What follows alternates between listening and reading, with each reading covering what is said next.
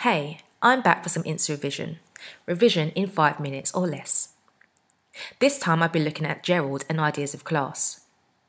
In the play, we learn he's an attractive chap and very much the easy, well-bred young man about town. We associate the upper class with being well-bred. This term is used to refer to those whose families have come from a high social position and seem to have good manners and education.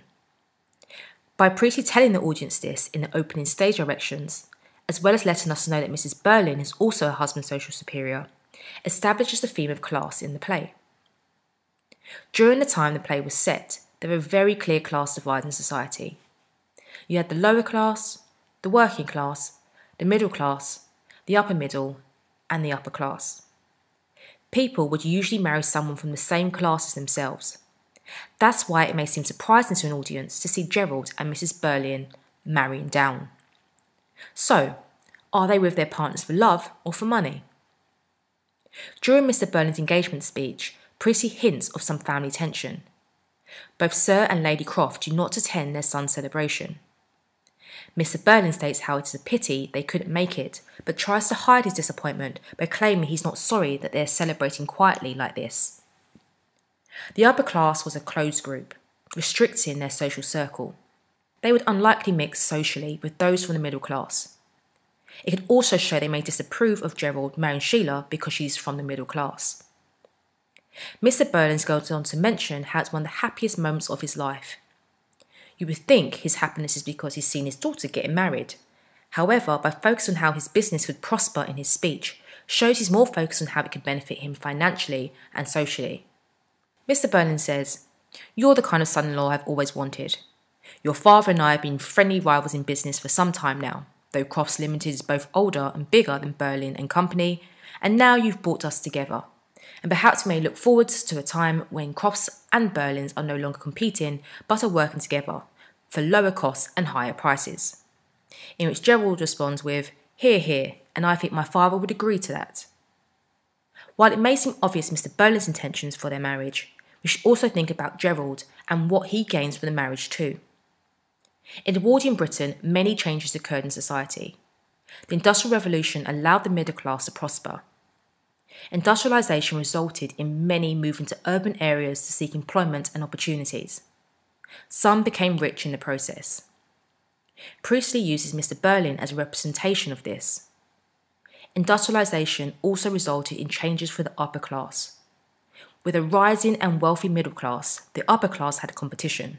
Berlin, who highlights how they are friendly rivals who have been competing.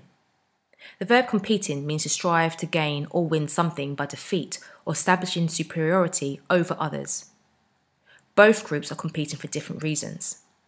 The middle class are striving to gain membership into the upper class, while the upper class are trying to hold on to their established superiority and maintain wealth, prestige and power.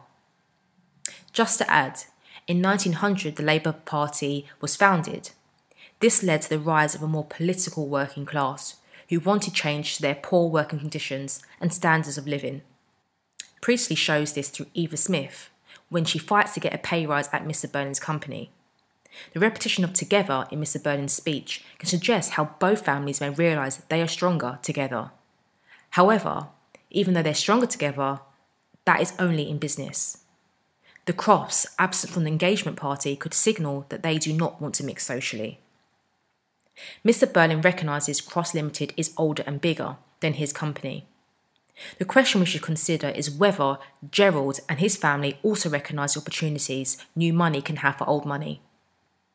Gerald's response of "hear, hear, and I think my father would agree to that" could indicate that this is a possibility. Maybe Gerald sees the potential of his family as it makes it clear he's been talked with his father. Furthermore, Preeti describes Gerald as a man about town, who was away from Sheila all summer having an affair with Eva Smith, Daisy Renton. Oh, and he also was hanging around the Palace Bar, known for seedy activity. This doesn't sound like a man fully committed to his new fiancée. Priestley makes Berlin's thoughts and feelings about being part of the upper class very obvious, with his mentioning of knighthood and name-dropping influential men he knows. However, he subtly portrays through his first opening description and portrayal of Gerald throughout the play that he may not be what he appears. So as an audience, we should question, is Gerald marrying Sheila for love or money? And that's it. Don't forget to like, share and subscribe to the channel. You can find more revision tips and resources on my Instagram. Until next time.